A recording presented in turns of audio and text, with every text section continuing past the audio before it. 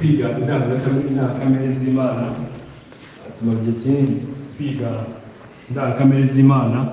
Uyu munsi turaza kwiga ku ndangakamere y'Imana yitwa ubumenyi bw'Imana cyangwa se ukumenya kw'Imana no kumenya mbere kw'Imana cyangwa se the knowledge of God and the foreknowledge of God. Amen.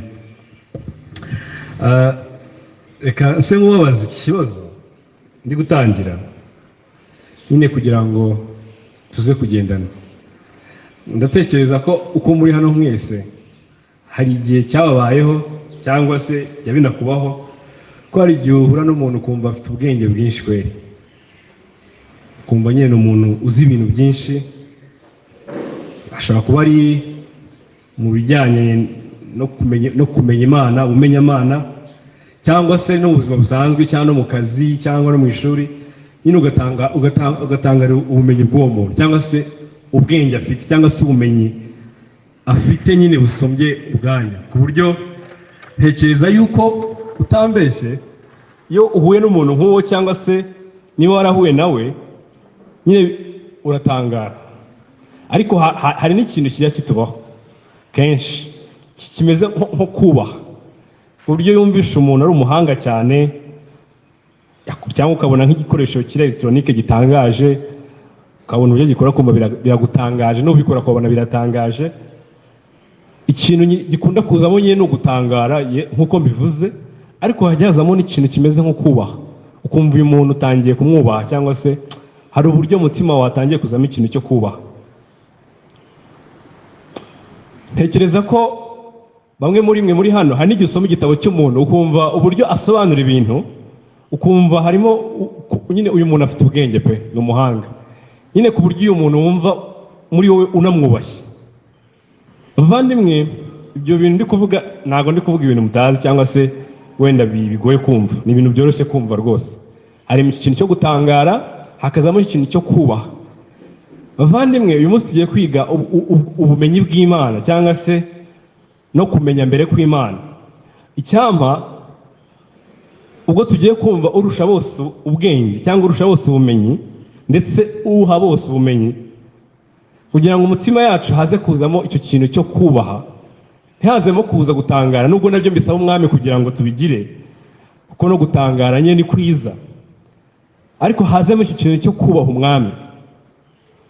Kubera yuko uramutse utangaye ntuwubahe ntacyo bimaze, uramutse unabyumvishe ntunatangare ntunubahe, nyine ni igihamya cy'uko uri umupfapfa rwose, waba uri umupfapfa rwose. Mwami, ndakwinginze ubwo ngiye kugira ikintu mvuga kuri wowe mwami, mu magambo matoya make cyane, aburamo gutungana, aburamo gusobanuka kuzuye, aburamo kugira ordre, kugira umurongo muzima, aburamo kugira gahunda. Wowe mwami yakoreshe mu bugabe bwawe kugira ngo utwumvishe icyo kuba uzi byose, icyo kuba ufite ubumenyi, icyo kuba uzi ibintu mbere yuko biba icyo bivuze mwami, icyo bivuze mwami, kugira ngo bidutere mwami kumenya umwanya dukwiye kubamo n'umwanya wiyuriyo mwami, kugira ngo twumve neza yuko umuntu ari umuntu koko, ubuntu rwose, n'Imana ikaba Imana ibihe byose mwami, kugira ngo twumve ishimwe tukugomba, icyubahiro tukugomba, igitinyiro tukugomba, icyubahiro tukugomba mwami. Ndakwinginze mwami uganirize buri muntu wese uri hano, turinde gusinzira, nanjye ugiye kubivuga umpe gukoresha igihe neza, kuko mwami hari ubwo binanira nabyo. Urakoze data, amen. Ndi gutangira, hari ibintu ushaka ko tubanza gusobanura kugira ngo byumvikane. Mu Cyongereza biravuga ngo turi kwiga ngo ikintu cyitwa ngo the knowledge and the foreknowledge of God. Ariko ukuntu tugiye kwiga, turabanza twige ku kintu cyitwa knowledge of God cyangwa se ukumenya kw'Imana cyangwa se ubumenyi bw'Imana, kugira ngo bize kudufasha kumva neza ukumenya mbere kw'Imana icyo ari cyo. Rero mpereye ku kintu cyitwa kumenya kw'Imana cyangwa se ubumenyi bw'Imana, hari ikintu nabwo nshaka ko tuza kubanza kumva aho ngaho nanone. Icya mbere, hari amagambo tubona muri Bibiliya yose harimo icyo kintu cyitwa kumenya Imana cyangwa se kumenya Imana. ariko hari ibintu bibiri tugomba kuza gutandukanya. Hari ikintu cyitwa ukumenya kw'Imana, hakaba n'ikintu cyitwa kumenya Imana. Mu Cyongereza nabwo birushaho gusobanuka the knowledge of God and the knowledge about God. Ukumenya kw'Imana no kumenya Imana, ibyo bintu ndumva kakanya nyine birumvikana aho bitandukaniye. Nubwo icyigisho cy'uyu munsi ibi bintu biraza kuzamo, uko impamvu turi kwiga kumenya kw'Imana no kugira ngo tumenye Imana, ibyo bintu turi kujyana aho ngaho. Hariho ikintu cyitwa kumenya kw'Imana, ari nacyo tugiye kwiga uyu munsi. Hakabaho n'icyo bita kumenya Imana.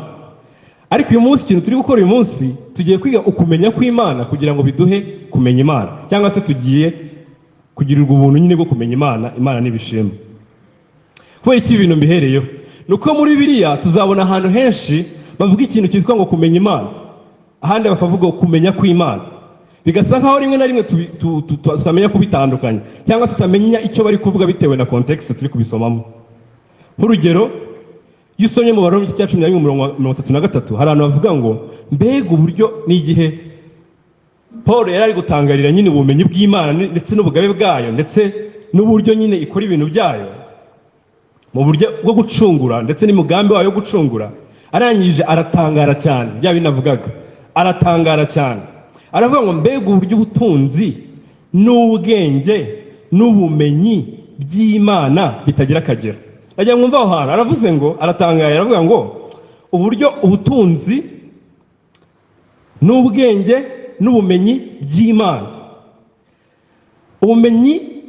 ubumenyi n'ubwenge n'ubutunzi hari umuntu ari kubiharira ubifite, ariko ari kubitangarira. Ibyo bintu avuze uko ari bitatu ngo bihariwe n'Imana, n'Imana niyo nyirabyo, ariko byamutangaje. Ariko gutangara ko kuri guturuka mu kintu cyitwa yuko yamaze kukimenya nawe, nyine yagize ubumenyi ku Mana. Ubwo bumenyi ku Mana rero birangiye atangaye, aravuga ngo iki kintu cyitwa ubutunzi n'ubwenge n'ubumenyi by'Imana biratangaje, ntibigira akagero, ntibigira aho twabipimira, nk'imigambi yayo ntishurika n'inzira zayo ntizirondoreka. Hano ari kuvuga ikintu cyitwa ubumenyi bw'Imana, the knowledge of God, ukumenya kw'Imana. Iyo dusomye mu Baroma 1:28 naho haravuga ngo ni igihe Pawulo bari kuvuga ubuhenebere cyangwa se uburyo abantu ari abanyabyaha ndetse n'uburyo nyine bakomeje kwigomeka ku Mana, uburyo badashaka Imana na gato. Arangije ajya aravuga ngo kandi ubwo banze kumenya Imana, cyo cyatumye Imana ibareka ngo bagire imitima yabaye akahebwe bakora ibidakwiriye. Ubwo banze kumenya Imana, hari ikintu cyitwa kumenya Imana no kumenya kw'Imana. Ibyo bintu bibiri bitandukanye. Ariko nanone ntushobora kumenya ukumenya kw'Imana utari muri icyo kintu udahagaze muri ubwo butaka bwitwa ukumenya Imana. Ntabwo ari ikintu nyine kizana gutyo ngo kiraguhubukiye kikuguyeho. Ni ukuvuga ngo kumenya Imana niko gutanga ukumenya kw'Imana. Ariko ntabwo mvuze ngo kumenya Imana bitanga ukumenya kw'Imana, ahubwo Imana ifite ukumenya. Rero uko kumenya kwayo hari icyo yabashije kuduhishurira kuri byo tubasha kumenya. Amen. Homeje rero ndayamubwiye kuri iki kintu cyitwa kumenya kw'Imana, ari cyo kintu dukunda kuvuga ngo ni omniscience of God, uburyo Imana izi byose.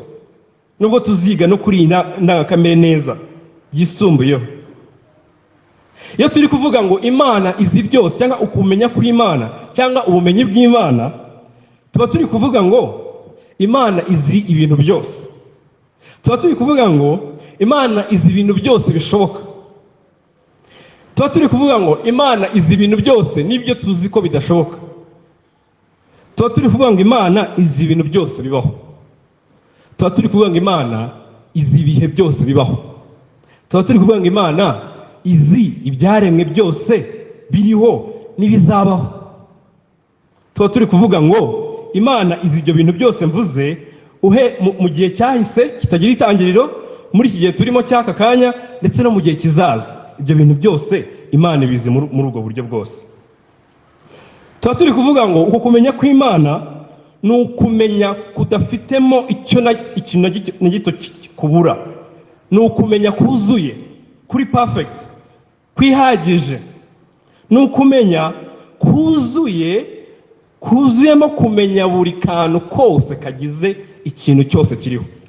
Ni ukuvuga ngo wowe ushobora kuba uzi ko imodoka ibaho, urabizi nyine ko imodoka ibaho, niwakubwira ngo uzi ko imodoka ibaho ntabwo byagutangaza, ariko ntabwo uzi ibigize imodoka byose. Ni ukuvuga ngo tuvuze ngo Imana izi icyaremwe, tuba turi no kuvuga ngo izi ni ikigize icyaremwe cyose. Ni ukuvuga ngo buri kantu kose kagize icyaremwe irakazi. Iyo ivuga ngo ni Imana izi ibihe nuko bisimburanywa, ibizi n'ibigize ibihe byose ku kantu ku kandi uko bimera. Kandi ibyo bintu byose bizi mu gihe kitarangira, igihe kitagira itangiriro, igihe kitagira iherezo, byose bizi gutyo. Tuba turi kuvuga ngo Imana izi buri kantu kose kagize ubuzima, yaba ari ubuzima buri mu ijuru aho tutaragera twese tutazi nuko bimera. N'abagerageje baravuga ngo tubona umwotsi mwinshi, Yesaya niwe yavuze ngo abona umwotsi mwinshi uzamuka mu ijuru. Nibyo twumva natwe tutabasha gusobanukirwa ibyo ari byo. Ndetse n'igehinomu Yesu aravuga ngo ni ahantu urunyo rutabora, nabo ntabwo turi kubyumva neza ibyo ari cyo. Ariko ngo Imana, ngo ni Imana ngizi ngo buri kantu kose kariho, yaba ari kari mu ijuru, yaba ari kiri mu isi, yaba ari kiri mu muriro, yaba ari kiri kuzimu, yaba ari n'ikiri mu nda y'isi, yaba ari n'icyo mwijima w'icuraburindi, icyo kintu cyose Imana ikizi akantu ku kandi, nta gisobwa kuri icyo kintu. Nicyo turi kuvuga kumenya kw'Imana. Tuba turi kuvuga ngo no mu mwijima Imana ibona ibintu byose nk'aho biri mu mucyo utangaje. Daniel igice cya 2:22 haravuga ngo kandi ihishura ibihishwe by'ahatagerwa, ngizi nibyo mu mwijima ngo umucyo ubana nayo. Niko Daniel yavuze, ngihishura ibihishwe by'ahatagerwa. Hari ahantu henshi ntekereza ko wenda tutagiye no kure, no mu kirunga kirukamo indani, sibyo abantu bagerageza kutubwira uko bimera, ariko ngo Imana naho ngaho hatagerwa, naho ngaho utabasha kugera kubera wahita ushyirwa kongoka, ngo nayo ngo irahazi. Kandi ngo n'ibiri mu mwijima w'icuraburindi ngo nabyibasha kubibona uko biri byose, umucyo ubana nayo. Nta mwijima ujya uyisoba kugira ngo utabona ibintu na kimwe nk'uko kwega bidusoba, ngo yo byose irabizi, ngo kandi ngo izine kantu kandi kagize icyo kintu kiriho cyose. Tuba turi kuvuga ngo, iyo turi kuvuga ngo ukumenya kw'Imana, tuba turi kuvuga ngo ni Imana itagira ikintu na kimwe gishobora kuyica mu maso itakibonye, nk'uko kwega bitubaho, bikanatubaho no mu bintu twiremeye cyangwa se twakoze ubwabyo, nabyo bikadusoba bikaducika tutabibonye. Ibyo twita ngo ni amakosa. Imana yo ntijyigwa muri ibyo bintu. Nta ireri Imana igira ku bintu byayo yaremye, nta kintu na kimwe gishobora kuyisoba mu maso yayo. Tuba turi kuvuga ngo ni Imana itagira ikintu na kimwe gishobora kuyihisha. Hari ukuntu usanga umuntu nyine yibwira ko yihisha Imana, ariko Imana nta hantu wayihishira. Turaza kubisoma mu kanya muri Zaburi tubirebera hamwe. Nta kintu na kimwe kibasha kuyihisha mu maso hayo. Tuba turi kuvuga ngo ukumenya kw'Imana, ngo ni Imana idashobora no kwibagirwa n'ikintu na kimwe. Nta kintu na kimwe Imana ishobora kwibagirwa, ahubwo nibyo wibagiwe yo ibi byibuka byose. Ni Imana idashobora kwibagirwa n'ikintu na kimwe. Hari n'ukuntu cyatugira mu kugwa mu cyaha cyo kuvuga ngo biriya bintu ngo byari bitowana, ngo ibintu bitoya ngo ngiye sinyambasha kubyibuka kubigumana mutima. Nye Imana na bya bindi bita ngo bitoya yo irabyibuka, kandi ntabwo ibyibuka nk'Imana igira inzika, ahubwo irabyibuka kuko uko imeze mu kwera kwayo, mu kumenya kwayo, ni kuyemerera kugira ikintu na kimwe yibagirwa. Nyine mu byumva icyo kintu, ukumenya kwayo ntabwo kuyemerera kugira ikintu na kimwe yibagirwa, kuko iramutse ibyibagiwe ntabwo yaba ifite kumenya kuzuye.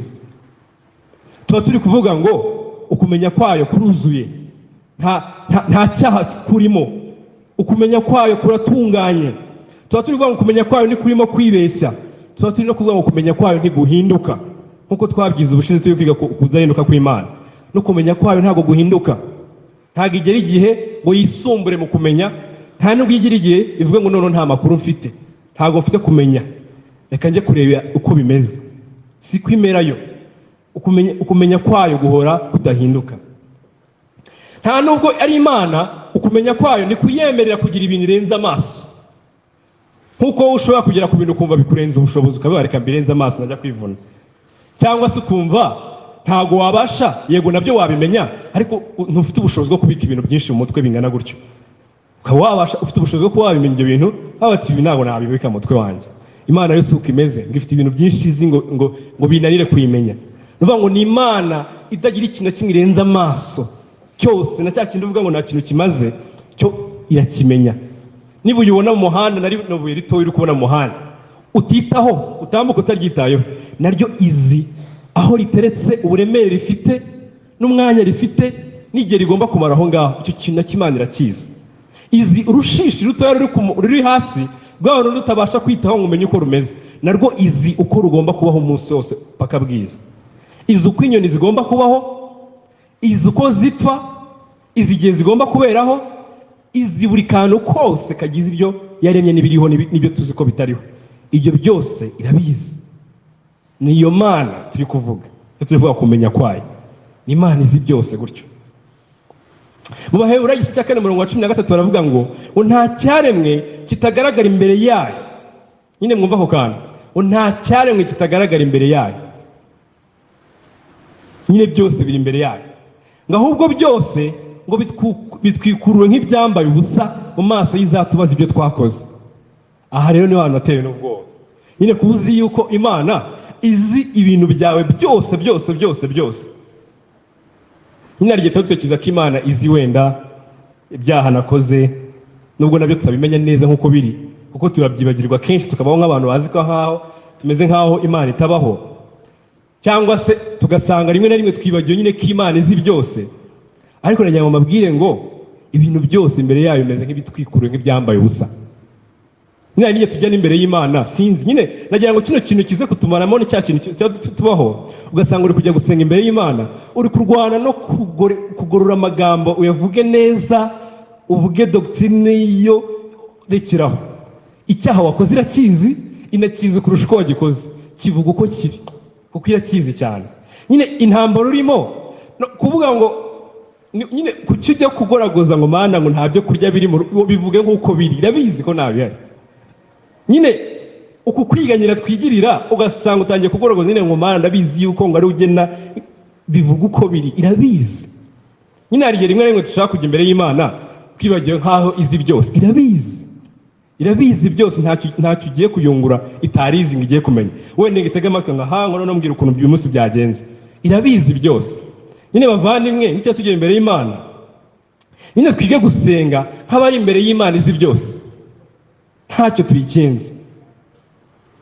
Nyine twe kumera nk'abapfapfa birengagiza ibintu kandi babizi. Nagira ngo dusome iyi Zaburi 139 umurongo wa mbere kugera kwa 18 twese hamwe, kugira nyine tubashe kumva neza ikintu turi kwiga cyitwa ngo kumenya byose kw'Imana. Umugaragu w'Imana Dawidi niwe wagerageje nyine kudufasha kumva neza iki kintu. Avani ukuntu gikomeye. Zaburi 139 umurongo wa mbere tujya kwa 18.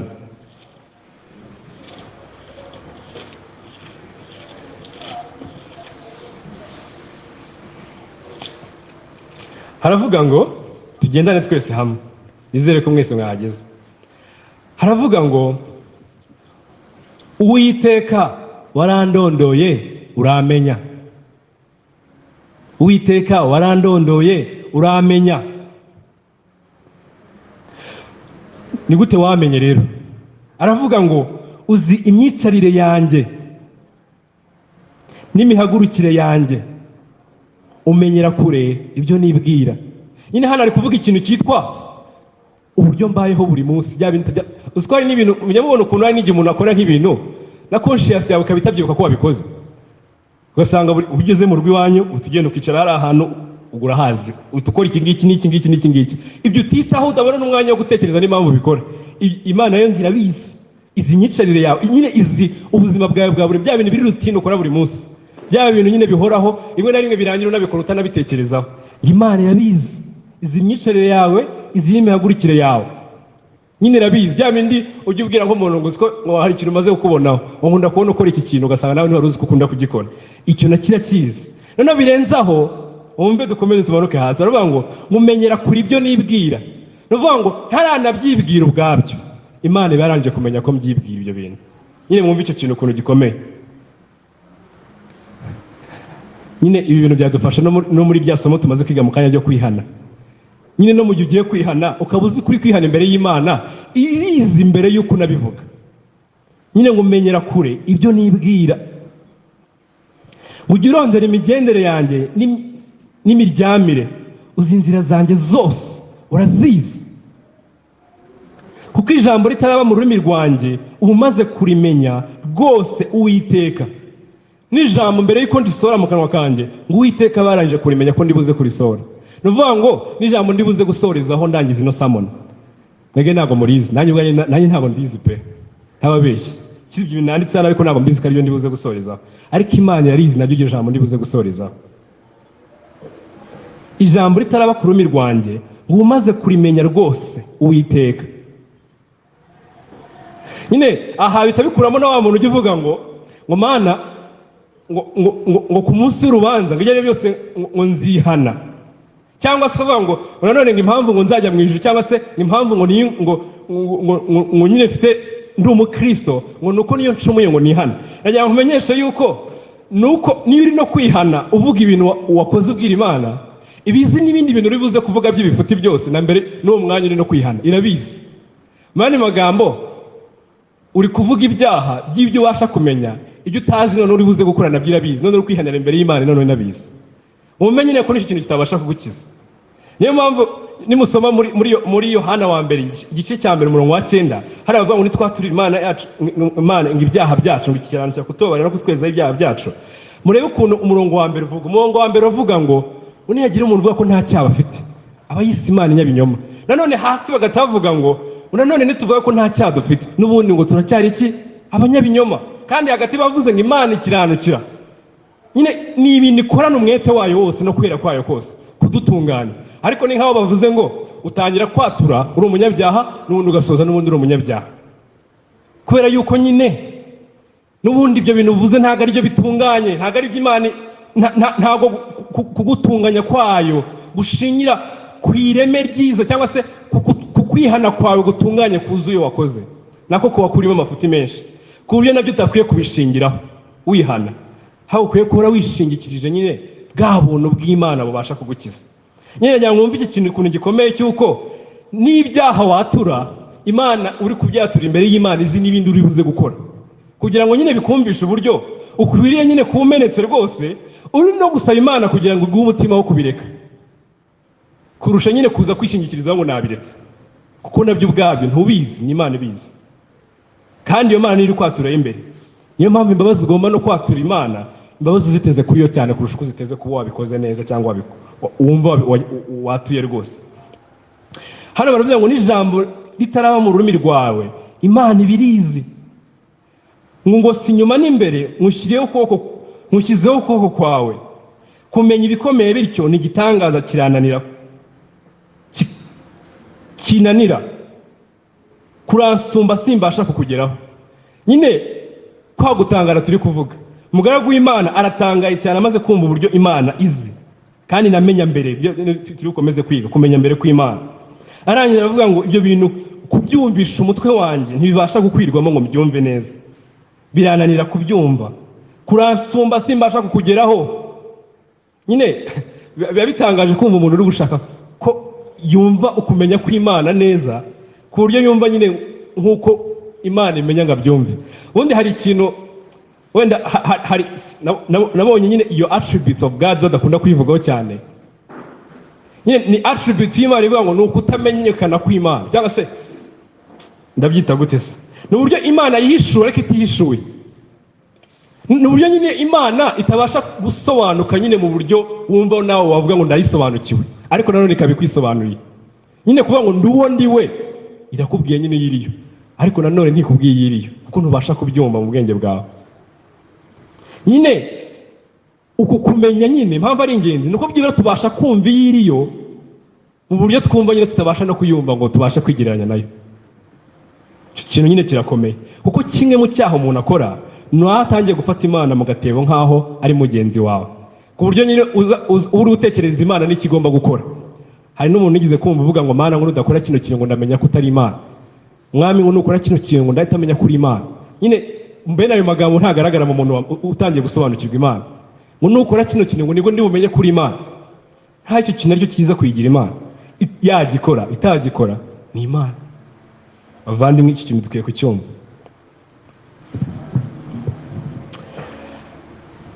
Barakomeza bavuga ngo ndahungira umwuka wawe hehe. Umva ahantu biri gusubikira no muntu.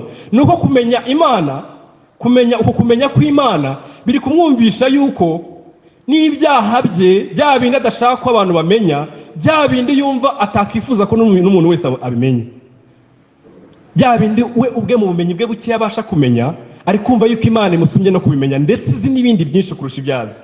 Arangiza atangira kumva ngo none ubwo bimeze bityo imbere y'iyo Mana imeze gutyo, nayihungira hehe? Ndayihungira hehe? Ndahungira mu maso hawe hehe? Mumbe ibisubizo atanga byose, ariko byose arangira avuga ngo nta hantu byabasha kunyiza. Nanzamuka nkajya mu ijuru, uriyo. Nasasa uburiri bwanjye kuzimu, uriyo. Arimo biziko n'Imana ikuzimu iriyo. Nyine igituma ikuzimu haba habi ntabwo ari uko hari umuriro uteye ubwoba, nta nubwo ari uko hazaba hari ukwigunga guteye ubwoba, nta nubwo ari uko hazaba hari uguhekenya amenyo guteye ubwoba, nta nubwo hazaba ari uko uzahora mu gihano cy'iteka biteye ubwoba. Ahubwo igituma ikuzimu haba habi nuko hazaba hari umwuzuro w'Imana, umujinya wayo iteka ryose. Nuko Imana izaba iriyo, kandi n'Imana iriyo ubutazahava, n'Imana iriyo ubudahinduka, n'Imana izaba iriyo ubutazigera igira n'akagihe na gato ko guhinduka. Nuvuga ngo umujinya wayo uko izaba ihuzuye umujinya wayo ni ibihe bitazigera bihinduka n'umunsi n'umwe. Niyo mpamvu ikuzimu haba habi cyane. Ne mu kuzimu Imana iriyo kandi izaba yiteka ryose. Ku buryo nyine nicyo kintu gituma ikuzimu nyine nateye n'ubwoba, hazaba ari umwuzuro w'Imana umujinya wayo iteka ryose. N'igituma mu ijuru haba heza, ntabwo ari uko tuzabayo tutongera kurira, ntabwo ari uko tuzabayo tudafite abantu bakitubabaza, nta nubwo ari uko tuzabayo kubera ikindi kintu dutekereza kitukomfortinga, ahubwo ngo ikintu kizatuma ngo tubayo ngo ni ukubera yuko hazaba ari Imana mu mwuzuro wayo, mu buntu bwayo n'ubwiza bwayo. Icyo gituma ijuru riba ryiza. Umugaragu w'Imana umwe yaravuze ngo ukimara kumva ibyo bintu ubundi wakwiye kuvuga ngo mu ijuru Imana itari yo sinakifuza kujyayo. Ku buryo Imana iramutse iri n'ikuzimu mu mwuzuro w'ubwiza bwayo nayisangayo kugira ngo njye mu ijuru itarimo Imana. Kuko nyine no gukizwa ni ugukizwa kugira ngo tugire urwo rukundo rw'Imana, ntabwo ari ugukizwa kugira ngo tubone itike yo kujya mu ijuru. Ntabwo ariyo ntego y'agakiza. Ntabwo twakijijwe. Niyo mpamvu nyine n'ubutumwa bwiza twigisha hariya tubwigisha nabi, nyine bigasa nkaho ni nko kubwira umuntu inzira yamukiza, ni nko kubwira umuntu agatike kamukuraho urubanza kagahita kamuhesha ijuru, kurusha nyine kumubwira yuko gukizwa ni no kureka kugomerera Imana, ariko nanone ujya mu gusabana n'Imana, mu guhoberana n'Imana, gusangira ubwiza n'Imana, kugira urukundo rw'Imana, kuryoherwa n'urukundo rw'Imana. Nyine icyo kintu cy'Imana kigahora kiri hagati. Nyine nimuza kumva iyi Zaburi muraza gusanga Imana iri hagati y'ibintu byose. Nuvuga ngo yaba ari umuntu wanga Imana n'ubundi ari kwanga Imana, yaba ari umuntu ukunda Imana n'ubundi ari gukunda Imana. Nyine umuntu ugiye mu muriro n'ubundi agiye mu muriro, subjection cyangwa se ikintu kimubera kibi cyane ari ukubera n'ubundi Imana igiye kumuhana. N'umuntu ugiye mu ijuru agiye mu ijuru kunezerwa, ari ikintu kimubera cyiza cyane muri uwo munezero ni ukubera n'ubundi Imana. Hanakomeza rero avuga ngo undahungira mu maso yawe hehe? N'ikuzimu uriyo. Nakwenda amababa y'umuseke ngatura ku mpera y'inyanja, aho naho ukuboko kwawe kwahashorera, ukuboko kwawe kw'iburyo kwahafatira, no mu nyanja naho yasangayo. Nakwibwira nti ni ukuri umwijima niwe ubu uri buntwikire. None mwumva igisubizo cyayo, umucyo nkavuga ngo n'umucyo ungose uhinduka ijoro. Nyine nkagenda nkashakana ari umwijima, n'agacyo gasigaye kose bavuga ngo yaba kahindukaga ijoro kakantwikira simbone maso y'Imana. Bavuga ngo n'umwijima ntugira icyo uguhisha, ahubwo ijoro riva nk'amanywa, umwijima n'umucyo kuri wowe ni kimwe. Bavuga ngo ku Mana umwijima n'umucyo byose ni kimwe kuri yo, kuko ariyo waremye ingingo zanjye. Aha hantu aho haratangaje, niyo waremye ingingo zanjye, wanteranyije mu nda ya mama. Ndagushimira yuko naremwe buryo buteye ubwoba butangaza, imirimo wakoze ni ibitangaza, ibyo umutima wanjye ubizi neza. Igikanka cyanjye ntiwagihishwe, ubwo naremwaga mu rwisho ubwo naremeshwaga ubwenge mu byo hasi y'isi nkiri urusoro amaso yawe yarandebaga, mu gitabo cyawe handitswemo iminsi yanjye yose. Bavandimwe, nyine ujya utekereza yuko nyine nukuremwe nyine ari ubwenge bw'Imana bwakuremye gutyo, kugeraho utangira kugaya uko waremwe, cyangwa se kugaya abantu ukubera ubwoko bafite bavukamo, cyangwa kubera ukuntu nyine adakize adafite ubutunzi, cyangwa kubera ibyo bintu ugatangira gushaka kubizanamo isumbwe. Ariko bavandimwe, ujya wibuka yuko uwo muntu uri gusuzugura gutyo, cyangwa uwo muntu uri kurebera muri iyo shusho ari umuntu Imana iri kwivugira ngo yamuremye mu bwenge bwayo butangaje. Nagira ngo ubwenge uri gukora icyo cyaha uba uri guhinyura ubwenge bw'Imana, uba uri guhinyura ubwenge bw'Imana, uvuga yuko yamuremye mu buryo budahagije, uvuga ko yamuremye mu buryo budakwiriye, uri kuvuga ko yamuremye mu buryo butaboneye, uba uri guhinyura Imana yamuremye. Kuko iyo ugaye imodoka y'umuntu uba uri kugaya uwayikoze. Nuko byoroshye gutyo bavandimwe. Nagira nyine mwumve, niba uri kugaya uburyo waremwe uba uri kugaya wakuremye gutyo. Nagira nyine mwumve ukuntu nyine iki kintu gikomeye cyane cyo kureba nyine uburyo Imana yaremye ibintu ugatangarira ubwenge bwayo. Arasoza aravuga ngo n'iminsi yo kubaho kwanjye Imana yayigenye itarabaho n'umwe. Icyo kintu nyine cyaranangaje cyane. Na mbere yuko intanga y'umugabo ihura n'intanga y'umugore ikabyara, ababiologiste barabizi, ikabyara cells, sinzi ukuntu gose akarema nyingo sinzi. Icyo gihe Imana ibizi ngo aka kantu kabayeho kazapfa na kino gihe. Imana ibibizi. Niyo mpamvu tuvuga ngo gukuramo inda n'icyaha, kubera yuko kumenya kw'Imana, Imana uwo mwana uri mu nda Imana imuzi nk'uko izi icyaremwe cyayo cyose. Rero bavandimwe, uyu muntu Imana yaremye rwose nyine no mu nda n'umuntu izi nk'uko ikuzi gutyo. Nyine bijya bintangaza ukuntu umuntu agera akavuga ngo Imana nzi ngo nkiri urusoro mu nda ya mama. Nyine biragaragara kuri kwihamiriza yuko nyine Imana ikuzi uriho ukiri urusoro mu nda ya mama. Ariko bikagira akavuga ngo umwana ukiri mu nda ya mama wiwe ngo abataraba umuntu. Nyine bikananga rero se we ntago Imana imuze akiri urusoro mu nda ya mama wiwe. Nyine ibi byerekana yuko nta bwenge tugira, turivuguruza ubwacu. Ubwenge bwacu nyine burimo, nta nubwo ari ubwenge nyine ariko nabivuga. Nyine yajya murebe ukuntu hano bavuga ngo iminsi yo kubaho wacu itarabaho n'umwe Imana ngo yarayitegetse ngo n'igihe igomba gupfira. Nyine bijya bintangaza n'ukuntu rimwe na rimwe n'uburyo dutekereza urupfu bijya bintangaza. Nyine ukumva natwe nk'abizera rimwe na rimwe gutekereza urupfu nk'ikintu kimeze nk'aho gitunguranye. Yego koko hari igihe bimeze nk'aho bitunguranye, ariko ntabwo bikwiye kudutungura. Tuzi kino cyanditswe kuko kiravuga ngo iminsi yo kubaho kwacu ngo yayitegetse itarabaho n'umwe. Muvandimwe, uramutse usohotse aka kanya ugapfa, nyine Imana yarayitegetse itarabaho n'umwe. Ku Mana ntabwo bitunguranye. N'abana ugasanga nk'umubyeyi agize ibibazo by'uburwayi birangiye umwana apfiriye mu nda, nagira ngo mabwire ngo ku Mana iminsi yagenye ko umwana agomba kubaho. Ku Mana ntabwo umwana agiye vuba. Nyine nicyo gihe Imana yagenye. Niba nyine nicyo gihe Imana yagenye cyo kubaho k'uwo mwana, ntabwo uwo mwana yihuse, nta nubwo uwo mwana atabayeho ubuzima Imana yamuhaye kubaho mu isi. Nk'uko nawe wabaho imyaka 99 akaba ari Imana yakugeneye kubaho mu isi, niko uzayibazwa ibyo wayikozemo, niko n'umwana icyo gihe cyiwe abayeho ku Mana nyine kizi ko icyo yabayeho, kandi nyine niko yabigennye. Nyine agira ngo dufasha nyine kumva ubuzima nyine tubayemo, nyine tutasa nkaho turimo kuvuguruza Imana cyangwa no kurwanya Imana mu bintu natwe turi gukina nabyo. Hanje arasoza aravuga ngo nabibara biruta umusenyi ubwinshi, iyo nkangutse turacyari kumwe, niyo ndyamye nijoro. Akenshi tujyanye nijoro ntabwo ubuzi biri kuba. Uruzi ko na hari Imana ibiri kumenya ibiri kuba mu mubiri wawe wose. Ubuzi ko ibiri ko nyine ibyo bintangaza ukuntu umuntu anahagarara akavuga ngo Imana ntibaho kandi yasinziriye atabazi n'ikintu cyabaye uwo munsi. Nyine banuba nyine nicyo cyerekana ko kumenya Imana ari ubwo bwenge pe. Nyine iyo umuntu aryamye ntabazi n'ibiri kuba, ariko ngo nabyo Imana ibibizi biri kuba. Kandi ngo niko ngo tusanga muri kumwe. Amen. None bavandimwe, reka mbabaze ikibazo gikomeye gutya. Ko turi gukomeza kwiga ku kintu cyitwa kumenya kw'Imana, iyo utekereje ko Imana izi byose na bya bindi uhisha cyangwa twifuza ko hagira undi wimenya, ujya wibuka ko Imana ibizi. Ujya wibuka ko Imana ishobora kubishyira ku mugaragaro, cyangwa ko amaherezo n'ubundi ku munsi w'urubanza izabishyira ku karubanda. ese tuye duterwa ubwoba niyo dutekereje ibyo bintu? tuye duterwa ubwoba no gutinya iyo twibutse ibyo bintu ko Imana izi byose, na bya bintu dukora ahantu abantu batatureba,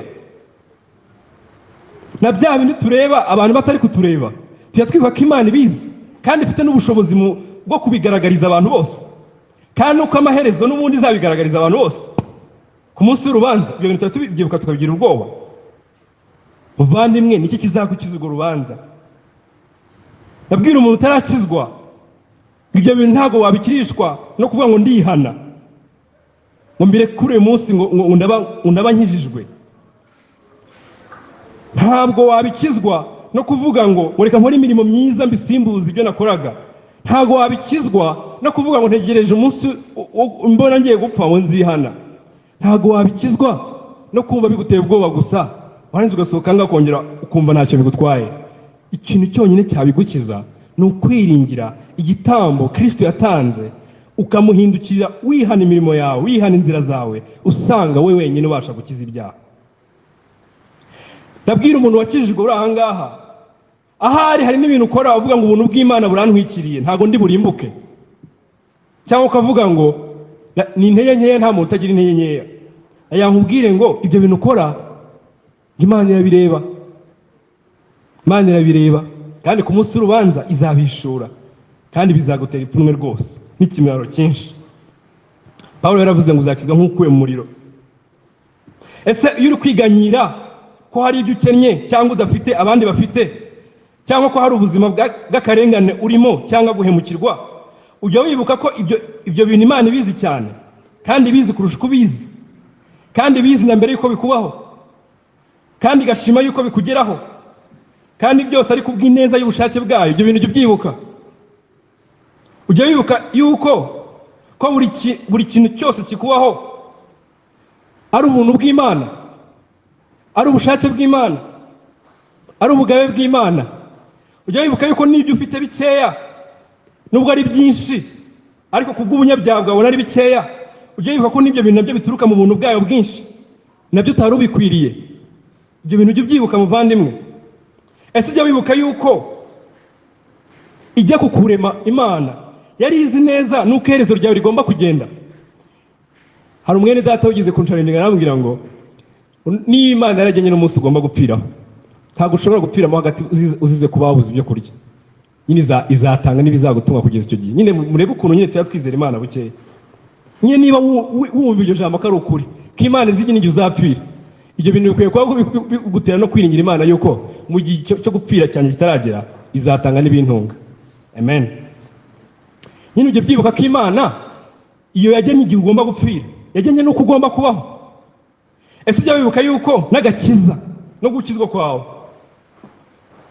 ijya kugukiza Imana yari ibizi neza ko ugomba kubikora n'igisaka kugira ngo ubashe gukizwa?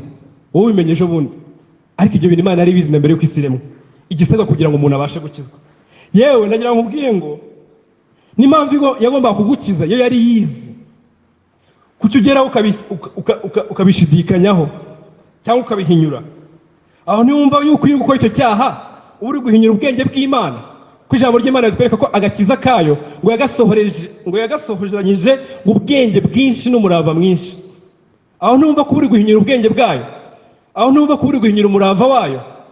Itekereze iyo wagize umwete wo gukora ikintu kandi ukagikorana umutima wose, umuntu akagihinyura, uburyo ugira agahinda kenshi n'uburakari bwinshi. Ese ujya utekereza ko Imana yo idaterwa agahinda n'uburyo ihinyura agakiza kayo, n'uburyo utagira umwete wo kumva yuko ubutumwa bwiza twahawe ari ikintu gikwiye kubwirwa abantu bose, kubera yuko Imana yakiguhaye idahubutse, nk'uko ijambo ry'Imana ribivuga ngo yatubikije ijambo ry'umwuzuro wo kugira ngo twinginge abandi ngo biyunge n'Imana. Mu bwenge bwayo, mu kumenya kwayo, ntabwo ibyo bintu yari ihubutse, yari ifite kubyikorera yonyine, ariko mu bwenge bwayo yashimye ko ari uko bigenda. Ese iyo utari kubikora ntabwo ujya utekereza ko uri guhinyura ubwo bwenge bwayo? Ni nk'aho uri kubwira Imana ngo ubwenge bwawe waribeshye cyane, ntabwo ibi bintu ngewe ngomba kubikora, ntabwo ibi bintu ari ngewe ugomba kubikora buri gihe. Ni ikintu uri gukora. Bavandimwe, nagira ngo mwumve yuko guhinyura ubwenge bw'Imana ni ikintu tugomba kenshi, kandi ikintu dukwiye kwihana kenshi. Bavandimwe, reka nkomeze mvuga kuri iki kintu nacyo cyitwa ngo the foreknowledge of God, ukumenya mbere kw'Imana. Nubwo nakuvuze inshuro nyinshi, iyo tuvuze foreknowledge mu Kigiriki tuba turi kuvuga ijambo rivuga ngo prognosis. Ni ijambo rivuga ngo ni ukumenya ikintu ko kiriho ariko ukaba wakimenya mbere yuko kinabaho. Ni ukumenya ikintu gishobora kubaho aho ukakimenya mbere yuko kinabaho, cyangwa no kumenya ibihe mbere yuko binabaho. Ni ukumenya ikintu mbere yuko kinabaho. Twajya mu ijambo ry'Imana tukabona foreknowledge, cyangwa turi kubigerekeza ku Mana tukabona n'uburyo Imana izi byose, idasobwa na hamwe, idashaka ubumenyi hanze yayo kugira ngo igire ibintu imenya, itajya yungura mu kumenya, ahubwo yihagije mu kumenya kose. Aho iyi Imana ibasha kumenya ibintu biriho ariko ikabimenya bitaranabaho, ikamenya ibintu byose, ibihe byose, ibyaremwe byose, yaba mu ijuru no mu isi n'ikuzimu, yaba ari igihe cyahise n'icy'ubu n'ikizaza, ariko ibyo bintu byose ikaba ibizi na mbere y'uko binabaho, ikamenya abantu bose na mbere y'uko babaho. Niba muri mwe muzagira n'umugisha mukagira urubyaro, abo bana Imana irabazi cyane kurusha uko nimubagira namwe muzamubazi. Nimunabagira uko muzamubazi, Imana ubu ngubu irabazi cyane kurusha n'icyo gihe uko muzamubazi, kandi izakomeza kubamenya cyane no mu gihe muzamubazi icyo gihe. Abavandimwe, ni uko Imana izi. Tubona mu byanditswe byera twihuta mu Itangira igice cya 12:3 hagaragaza uburyo Imana yamenye mbere umugisha izaha abantu bayo, kandi nabibazi neza itasobwa, biciye muri Aburahamu. Ikabwira Aburahamu ngo mu rubyaro rwawe nzabaha umugisha. Kandi abo bantu Imana ntabwo ari kubavuga nk'igenekereza, ibyo ari byose azabyara abana, abo bana ibyo ari byose bazizera, cyangwa nzabaha umugisha. Abo bazakomoka muri Aburahamu Imana irabazi nk'umubare, kandi irabazi buri wese ku giti kiramuzi neza. Irangije iravuga ngo nzabaha umugisha, kandi tubona mu bihe bitandukanye tujya tubona uwo mugisha iwuha abo bantu bayo, nk'uko no muri kino gihe igenda iwubaha ariwo mugisha wo kwiyunga n'Imana. Kuko Bibiliya igaragaza ko umuvumo ngo ni igihe cyose tutagerageje tudatunganya nk'uko amategeko y'Imana atunganya. Ngo umuntu wese uhirimbana ibyanditswe mu gitabo cy'amategeko ntabashe kubikora, ngo uwo ni ikivume. Mani magambo, umuntu wese udatunganya nk'uko amategeko y'Imana atunganye, uwo ni ikivume. Mani magambo, kugira umugisha ni uko waba utunganya nk'uko amategeko y'Imana atunganye.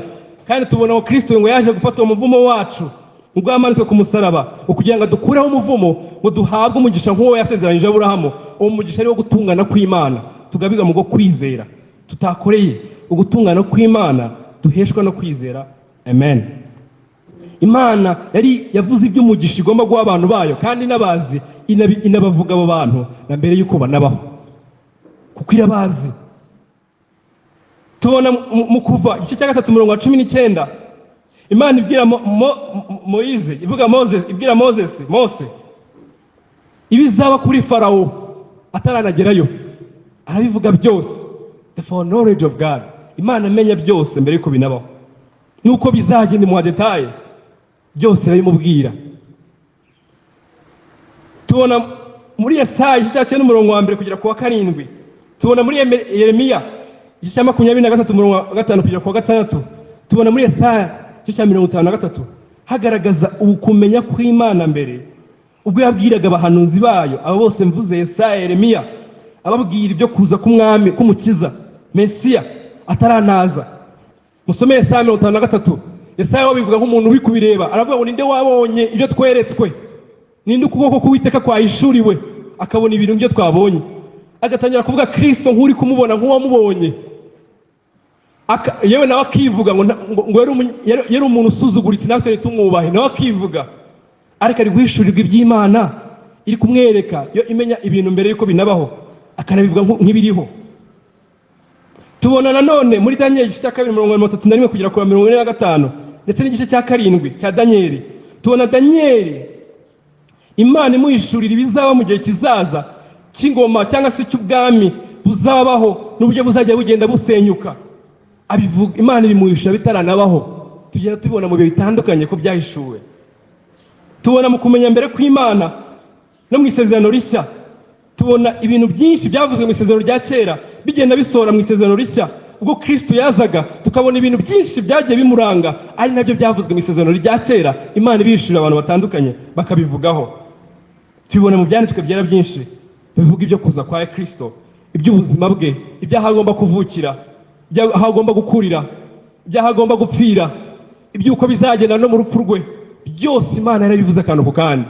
Uko igishura cye bazagitanyaguza, uko bazafindira imyenda ye, uko bazamuseka, uko bazamwita uw'i Nazareti, uko azavukira i Betelehemu, uko bazamwita umwami, uko bazamuhakana, uko ari uzakiza abantu b'ibyaha, uko arazaza abantu bakamuhinyura, uko azaba ibuye rizaba igisitaza kuri benshi, uko azaba ibuye rizakomeza imfuruka, uko azitwa umwana w'Imana, uko n'abigishwa be mu rupfu rwe bazatatana.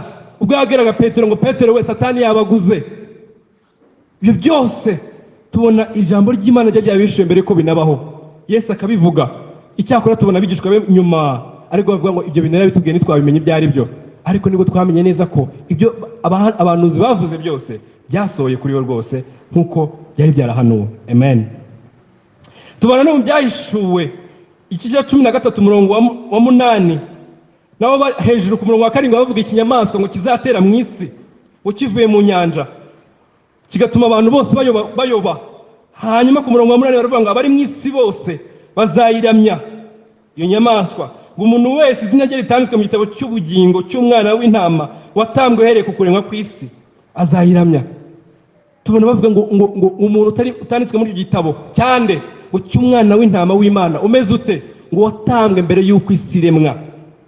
Iki kintu kiratangaje, uburyo n'urupfu rwa Kristo ku musaraba hari ibintu Imana yari izina mbere y'uko irema isi, yari izina mbere y'uko icyaha n'itegeko ribaho.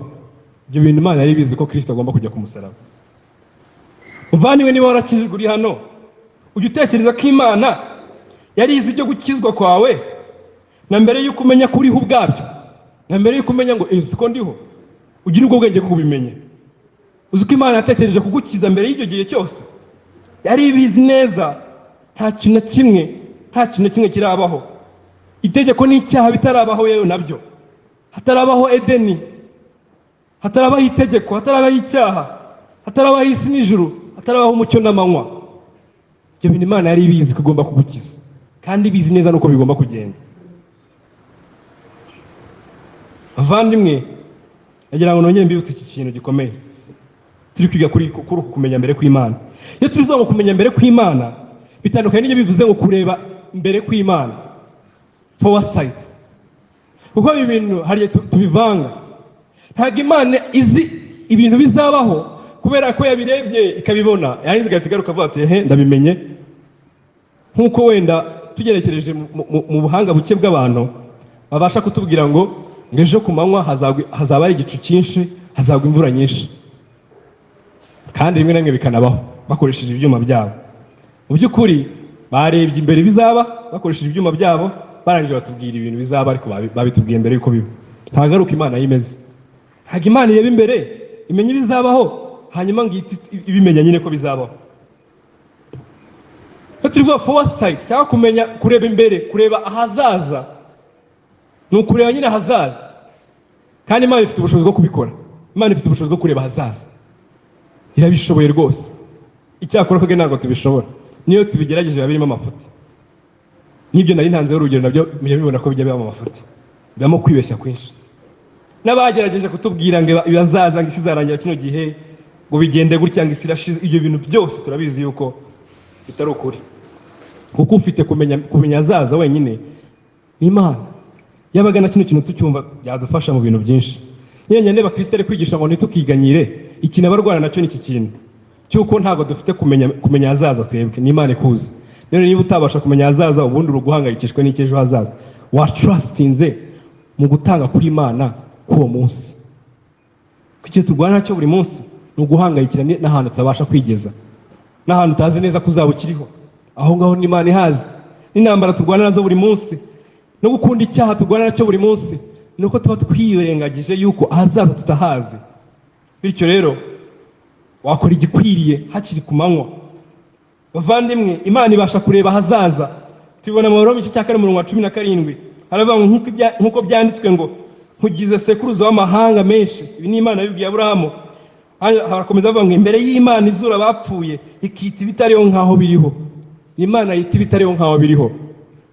Imana nibizi kuzagira n'umwana ikakubwira ko ufite umwana kandi ntawe uragira, kuko yizi ko neza no kumugira bishingiye muri providence yayo. Amen. Ikakubwira ko icyaha uri gukora kizagira ingaruka ku mwana wawe kandi nawe utazi kuzamugira, ariko bikabiri kubibona ukuntu kigomba kugira ingaruka ku mwana wawe. Ni Imana yabwiraga Abayisiraheli ngo ibyaha muri gukora ngo birabakurikirana kugeza ku buzukuru n'ubuvivi, kandi bose niko ngomba kubahena, kuko iri kubabona ko nyine birahari, biri kubabaho, iri kubona ibibara nk'ibyabaye, kuko ibasha kureba ahazaza ikabibona. Ariko bavandimwe, nubwo Imana ibasha kureba ahazaza, ntabwo bivuze yuko kumenya ahazaza hayo, kureba ahazaza hayo bituma ibasha kumenya ahazaza, ahubwo mwumva ukuntu bigenda. Kubera yuko Imana ifite ubugabe, ifite kwibeshaho guhagije, ifite uguhoraho, ifite ukudahinduka, ikabibayeho hanze y'ibintu byose, ahubwo ibintu byose bikaba bikomoka muri yo, ari nayo ibibeshaho kugeza iteka ryose. Iyo rero ibeshaho ibintu byose ikagera nuko bigomba kubaho mu igeno ryayo, muri dikiri zayo cyangwa mu kugena kwayo. Ngiyo Mana ibasha kugena ibintu byayo mu buhanga bwayo no kumenya kwayo kwinshi. Yamara kugena ibintu byose bigomba kubaho, yarangiza ngo ikanabireba ikabona bizabaho. Ntabwo ibireba ngo bizabe bimenye ko biriho ko bizabaho, ahubwo kubera yuko ari yo yabigennye, ari nayo yabishyizeho mu buhanga bwayo, ni nayo mpamvu ibasha kubireba, ikabireba ibyo bizaza ikabona biriho. Ariko kubera iki bireba? Byakomotse mu kuba ari nayo yabishyizeho, kandi byakomotse ko mu kubishyiraho yabishyiranye ubuhanga bwinshi. Mani magambo, Imana izi byose nibizabaho kubera yuko ari yo yabishyizeho. Ntabwo izi byose kuko bireba ikora ubushakashatsi bwanga, ariko ubundi mu gihe kizaza bizagenda bite. Nimara gukora ubushakashatsi ibimenye, nimara kubimenya ngo ize igitangira gupanga ibyo igomba gukora. Aho ko ari yabigennye irabizi, kandi ibasha no kumenya ibyo bizabaho, ibasha no kuhagera hose kahareba uko bimeze, uko ari yo yabigennye, ntigengwa n'igihe. Rero uku kureba mbere kw'Imana gushingira gukomoka muri uko kuba izi byose, izi nibizabaho kandi ari nayo yabigennye. Uku kumenya mbere kw'Imana ntago nagira ngo akakana ko ntimugatakaze bavandimwe. Ntago tuvuga ngo Imana izi ibintu byose biri bizabaho, tuba turi kuvuga muri intellectual kumenya. Ubundi akenshi tuvuga kumenya hazamo ikintu cya intellectual, kumenya nyine ubwenge. Ariko nagira ngo mabwire turi kuvuga kumenya kw'Imana, niyo turi kuvuga ngo ubumenyi Imana bavandimwe, ntago tuba turi kuvuga intellectual, kumenya Imana intellectual. Haba tuba turi kuvuga ngo nkuko umuganga amenya umugore, ubuzima bw'umugore, muganga uvura abagore, nkuko amenya ngo umugore ubuzima bwe bukoze gutya akabasha kumuvura, iyo ni intellectual nyine afite. Ariko uko umugabo amenya umugore we bitandukanye nuko umuganga amenya umugore agiye kumuvura. Iyo turi kuvuga kumenya rero tuba turi kuvuga hano, yego Imana nyine ifite uko kumenya kumeze nk'uko uwo muganga yamenya ubuzima bugize umugore, ariko Imana ifite no kumenya kujyanye n'uko n'ubwo buzima isangiza ibyo byaremwe byayo, isangiza ibyo byaremwe byayo. Bavandimwe, nagira ngo mvuge ngo kino kintu tuvuga ngo kumenya mbere kw'Imana, ntabwo tuba turi kuvuga ubwo bumenyi bwo kumenya gusa,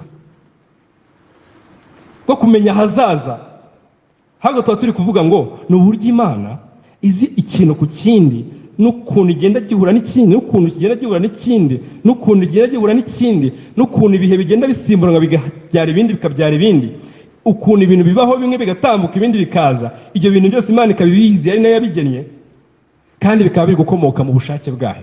Icyo tuba turi kuvuga bavandimwe, tuvuga kumenya mbere kw'Imana. It's not about kw'Imana gusa ifite amakuru ibitse yo kuvuga ngo nyine nzi bizabaho, ahubwo kumenya mbere kw'Imana ni ukuba izi akantu ku kandi, nuko gakoze, nuko kameze, nuko gakora, nuko kungikanya n'akandi, kandi ibyo bintu byose bikaba biri no kuba mu bushake bwayo. Icyo tuba turi kuvuga kumenya mbere kw'Imana.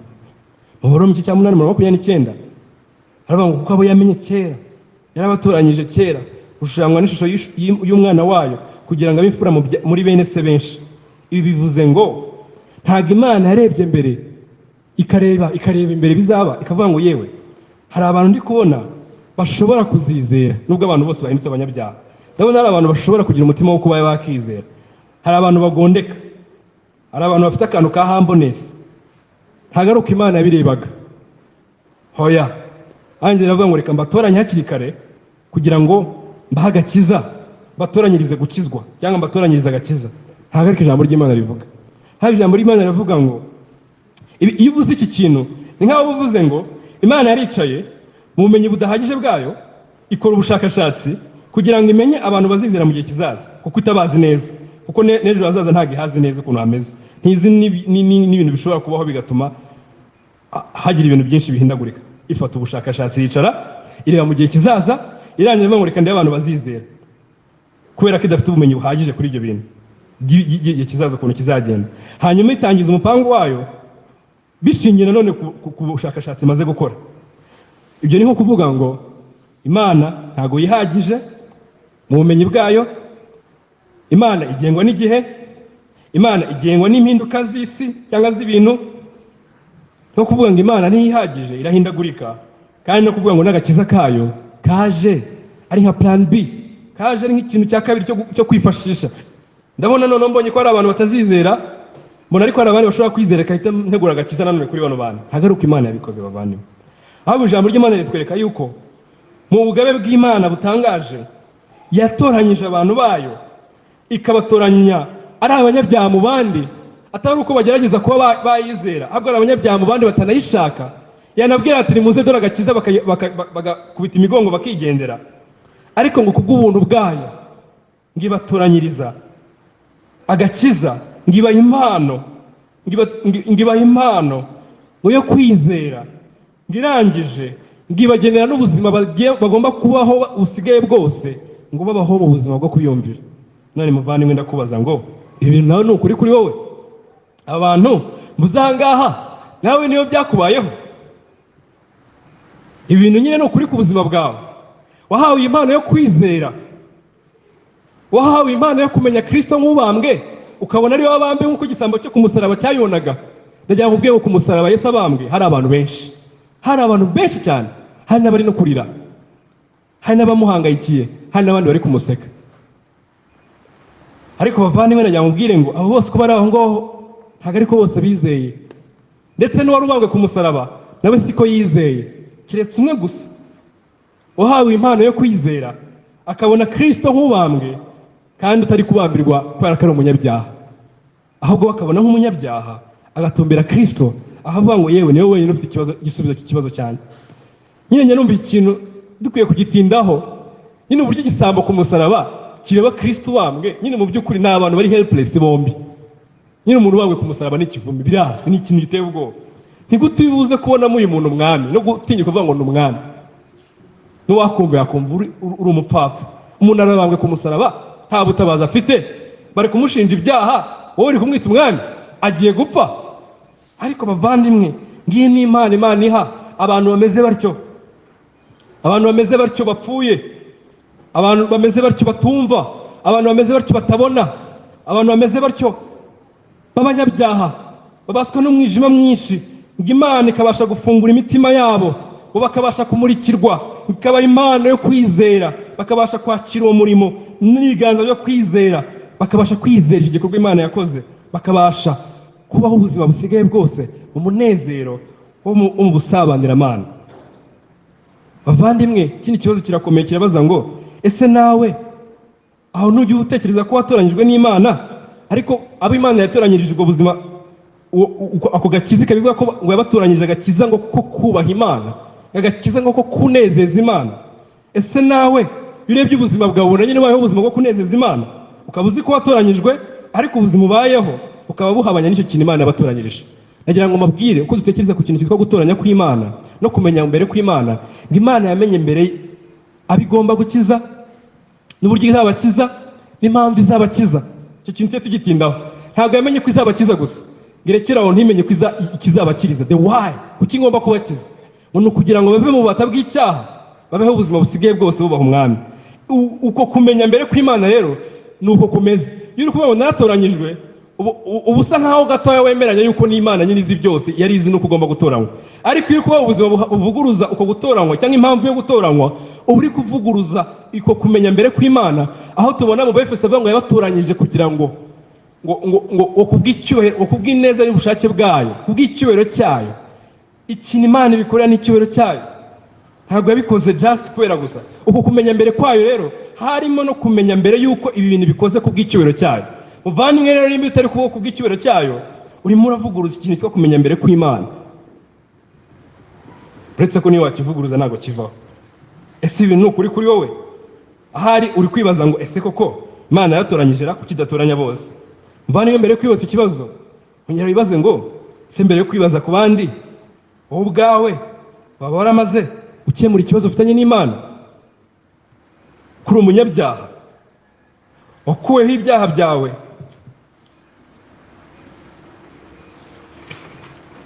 muvandimwe, wakureho ibyaha byawe.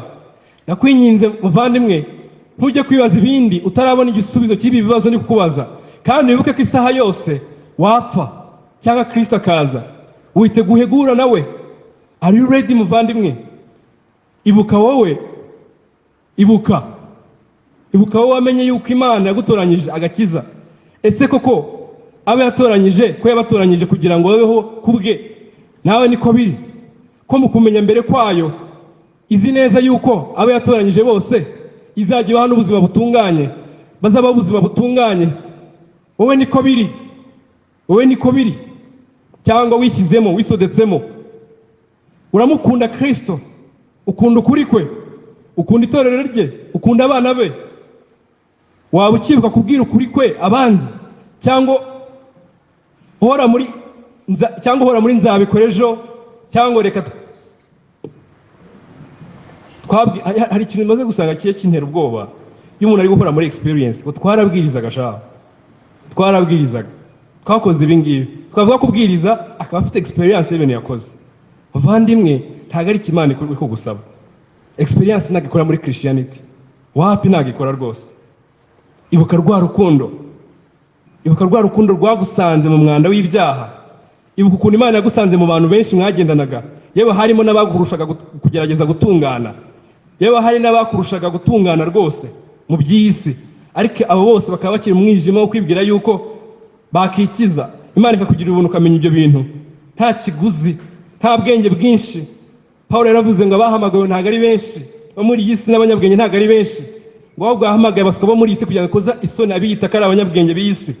Ibuka ahantu Imana yagukuye, ibuka yuko hatari benshi mu nshuti zawe zaje. Sinzi niba ujya ubatekerezaho, ukibuka ukuntu ari benshi banakurushaga gutekereza ku by'Imana, ariko wowe ukaba waramenye ubuntu bw'Imana, ukaza ukamenya agakiza kayo. Ibuka yuko no kuguhindukira ukaza kuri Kristo ari impano y'Imana. Ibuka yuko atari benshi babishoboye kugira ngo baze kuri Kristo ababere ukuri n'agakiza konyine k'ubugingo bwabo. Ibuka ko yabiguhaye nta feza, ibuka ko yabiguhaye mu biturutse mu kumenya mbere kwayo. Yabimenye utaranavuka, yabimenye mama ataranatekereza yuko azanashakana n'uwo abana nawe cyangwa azanakubyara. Ibuka yuko ibyo bintu Imana yabitekerejeho kera, ujye ubitekereza ukabiha agaciro. Ibuka yuko yagutoranyirije kugira ngo agukunda akaramata, kuko n'ubundi yagukunze ukiri umunyabyaha. Mu kumenya mbere kwayo yamenye ko igomba no kugukunda, kandi ibyo bintu ikabikora na mbere yayo, na mbere yuko unamenya ko igukunda. Ibuka ibyo bintu, wongere wibuke, hanyuma uhindukirire Imana imenya byose, ikamenya mbere nuko izagenza abanzi bayo ndetse nuko izagorera abana bayo. Muvandimwe, ibuka ibyo bintu. Reka mbasabe dutekereze kuri ibi bintu, hanyuma nsenge, hanyuma twakire umwanya w'ibibazo. Ya muvandimwe, wibuke cyane uburyo nyine ujya wibagirwa, si no kwibagirwa no kwirengagiza yuko Imana imenya byose, na bya bindi utakwifuza ko tumenya irabizi.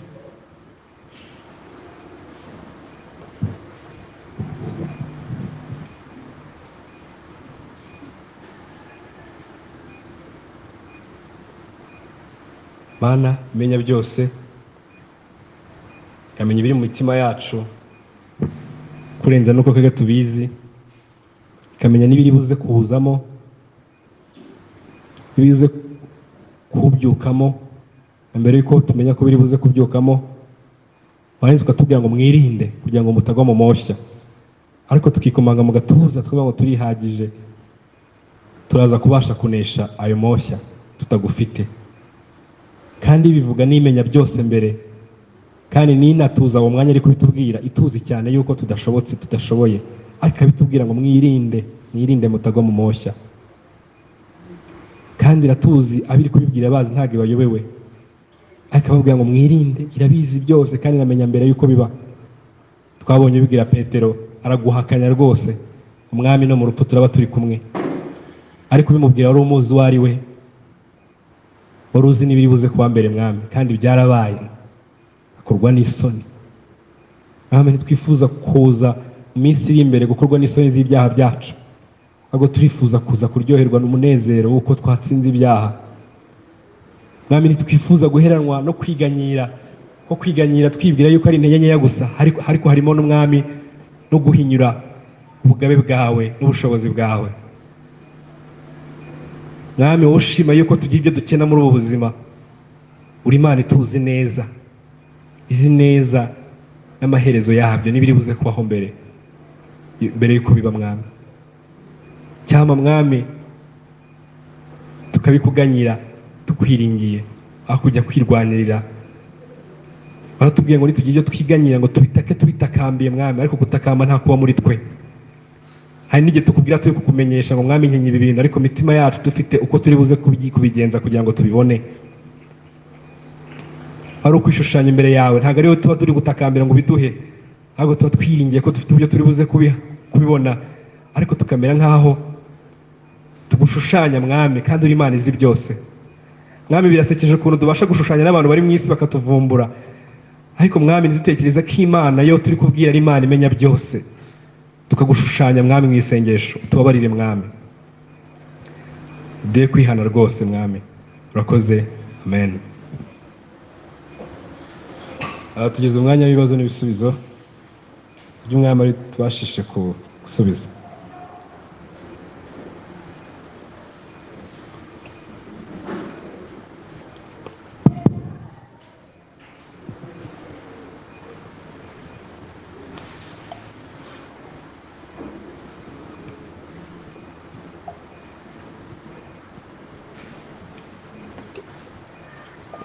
Umuntu afite ikibazo cyangwa inyunganizi?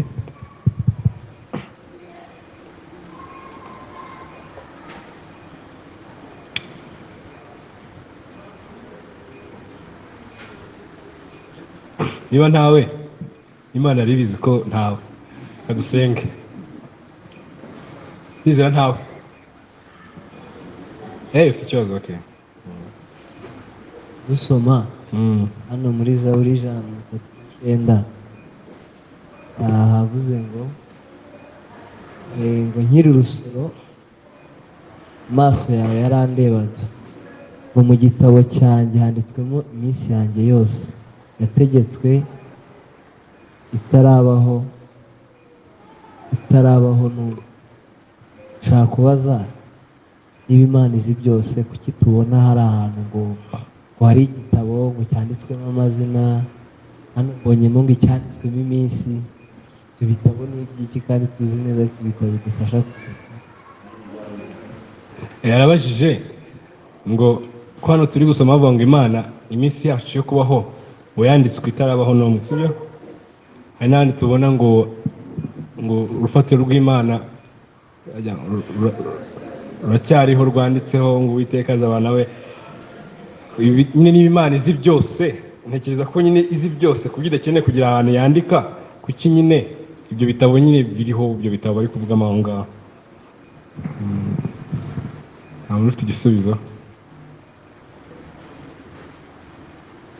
Wenda reka se nkusubiza, wenda abandi baradufasha. Ndabanza mpere kuri iki kintu. Na Bibiliya dufite ijambo ry'Imana kuba ryanditse, ntabwo Imana yaryanditse cyangwa yategekaga abantu ngo babyandike. Uzi ko naho yababwira ati mwandike, byandike ibintu kugira ngo muzabibwire abuzukuru banyu. Ntabwo ari uko Imana ifite ubwoba bwo ko ishobora kubyibagirwa cyangwa ishobora kunanirwa kubibabwira ngo ibibibutse, bifite ubushobozi nyine bwo kubibaha bakabyibuka, bakibuka n'ibintu byabaye badahari. Nyine ntago kuba byaranditswe nyine nabyo biri mu bumenyi bwayo nyine bw'uko yashimye yuko byandikwa kugira ngo bizafashe ubwoko bwayo nk'uko yabigennye. Ariko ntabwo ibi byanditswe byandikiwe Imana, byandikiye twebwe. Icyo nicyo cya mbere. Ikindi, nk'aho ngaho wenda bavuga ngo igitabo ibiki, ubushize twari turi kubireba nyine turi kwiga kudahinduka kw'Imana, turi kureba yuko hari uburyo nyine hari imvugo tubona muri Bibiliya zikoreshwa atari uko bari kuvuga Imana ko ari uko imeze mu by'ukuri, ahubwo ari imvugo shusho zibasha kugira ngo nyine n'uburyo Imana ibasha kuganira natwe, nabyo biri mu bwenge bwayo, mu bwenge bwayo yuko izi uburyo ishobora kuganira. Nk'ubu ngubu reka nguhe nk'urugero, uramutse uvuga ngo uganiriza n'agashishi, ukaganiriza ukabwira ibintu ukabikore, ubwenge bwawe ntabwo wabishobora, niba tubona ko udafite n'ubwenge buriya. Rero ariko Imana yo mu bwenge bwayo ibasha kuza ikavugisha umuntu ufite ubwenge bukeya, ikabasha kuvuga mu mvugo abasha kumva. Niyo mpamvu rero iki kintu gikomeye nyine cy'uko hari ibintu Imana nyine hari imvugo twumva zimeze nk'imvugo shusho zisa nyine nk'iziri kuvuga nyine Imana mu buryo ariko tubasha kuza kumva icyo ishaka kuvuga atari uko Imana ari uko imeze. Nk'urugero nyine ngo Imana iricuza, aho bavuga ngo ukuboko kw'Imana, Imana n'umwuka, nyine mu by'ukuri nta gitabo runaka turi buze kuvuga ngo urwo rufatiro se wamenya ruri he. Imana nyine kuko tubona ko bavuga ngo urufatiro rwanditseho Imana ngo izabe, tuzi ko na Kristo avuga ngo intama zanjye ndazizi, I know them. Ntabwo bigombera akazandika ahantu kugira ngo hatazagira igihe akagira n'umwe utambuka avuga ngo wowe ko mbona utambutse byagenze bite. Nyine irabazi, nta n'umwe yibeshyaho, yagiye no kubacungura nk'aho ariwe muntu wenyine uriho ku isi igiye gucungura, kandi n'abazarimbuka imuzi nk'aho ariwe wenyine uzarimbuka ku buryo itamwibeshyaho rwose. Wenda nk'impanga, hari igihe impanga umuntu ashobora kuzibeshya, ibintu by'Imana bisobanukiwe neza nyine ku buryo bw'uko nta hantu ikeneye kwandika ibintu kugira ngo bitayisoba, ahubwo nyine byose biri muri yo ubwayo, mu bwenge bwayo. Kuko nkatwe ushobora kubuza ubwenge bwinshi ariko bikagira n'ibintu wandika ku ruhande kubera yuko utabasha kubikuza mu bwenge bwawe. Ariko Imana yo ibyizi byose biri muri yo, ntago ikeneye kujyaho ibyandika kugira ngo bifashe kubona ibirikodinga, ahubwo byose byategetse kuri yo, bivuga kuri yo ngo birikodingwe, byarikodinzwe kubw'abantu, ntabwo ari kubwayo, ni kubw'abantu. Of course byose biraza bigasavinga ikintu cyitwa icyubahiro cyayo, kubw'icyubahiro cyayo. Ni icyo ngicyo rero muvandimwe.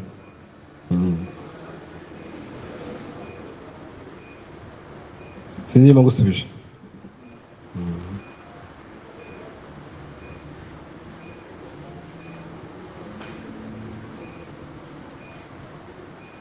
Nta kindi. Yabavandimwe rero soza nyine ikintu nahereyo kare mvuga, icyama nyine umwami akaduha gutangara, ariko gutangara kuzana kubaha Imana no guca bugufi, kubera yuko Imana itugiriye ubuntu tukumva nyine ukumenya kw'Imana ukuntu gutangaje, nyine byatuma twumva uburyo turi abanyabwenge bukeya rwose, bikaturushaho kumva kiriya cyanditswe kitubwira ngo kubaha Uwiteka nibwo bwenge, kuva mu byane ko kujijura. Nyine there is no knowledge yo kwifuzwa kurusha nyine knowledge yo kumenya Imana n'imigambi yayo.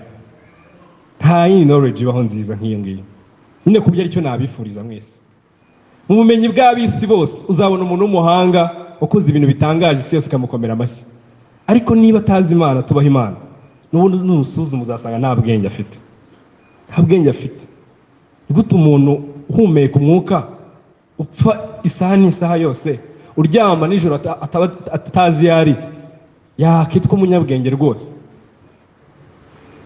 Ntabwo bibaho.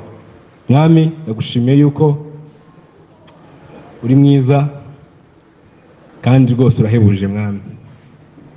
Ndagushimiye yuko wongera kutwibutsa yuko ubumenyi nyakuri ari ubumenyi bwo kukumenya, kubera yuko ari wowe nyiri ubumenyi Mwami. Ijambo ryaravuga ngo Kristo niwe uzi ubwenge no kumenya kose. Reka Efeso havuga bari kutubwira imigisha yo mu mwuka ngo twahereye muri Kristo. Harimo uwo mugisha ngo wuko muri Kristo ngo tubasha kumenya ubwenge bwose, no kumenya. Kandi Mwami, ntihabaho ubwenge hatariho kumenya. Mwami rero ndakwinginze kugira ngo uduhe kumenya, Mwami, ukumenya kwawe. uduhe kumenya mwami ukumenya kwawe kugira ngo twumve neza uburyo rwose tugukennye n'uburyo mwami wakirukankira ubwenge bw'isi n'ubumenyi bw'isi adafite kumenya kwawe ngo kumumurikire kubimenya rwose icyo bimugushamo ni ukuyoba kwinshi nk'uko ijambo rya rivuga ngo bibwiye yuko ngo bazi Imana barabihinyura ahubwo barushaho guhinduka ngo batagira umumaro bahinyura ubwenge bwawe bihimbira ubwabo mwami rero tugire ubwo buntu duhe guhunga icyaha duhe guhunga mwami iyi si duhe guhunga mwami pride yo muri twe duhe guhunga mwami ibishuko by'isi duhe amaso akangukiye kure ibyo byose nk'uko ubimenyera kuri ko ari